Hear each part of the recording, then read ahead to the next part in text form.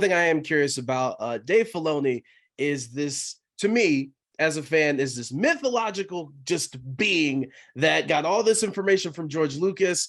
And doing some research and getting ready for the interview, I love that you talked about how when the scripts were handed, he kind of put the whole cast through Star Wars University. It was like, hey, this is why this is happening, and this is what's going on in the episode, and here's the plot and what you need to know.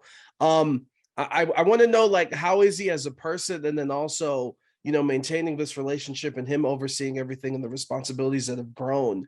How have you seen him grow as a person, and as a person that's kind of heading this new Star Wars that just everybody loves and wants more and more of? Well, I will say this, Dave was like George Lucas's Padawan in many ways. I think it's hard for people to remember a time when Disney didn't own Star Wars, but prior to Disney buying Star Wars, Clone Wars was pretty much the only thing that George Lucas was making.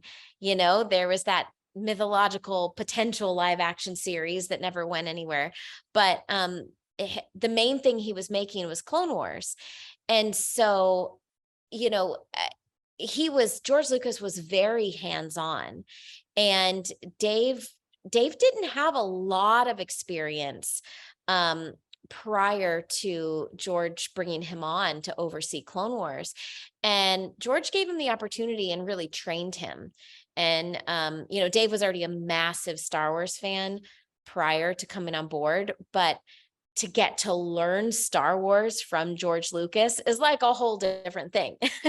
So, Dave really does know his stuff when it comes to Star Wars, and he takes it very seriously. And especially when it comes to honoring George Lucas and continuing his legacy, he's doing an amazing job doing that.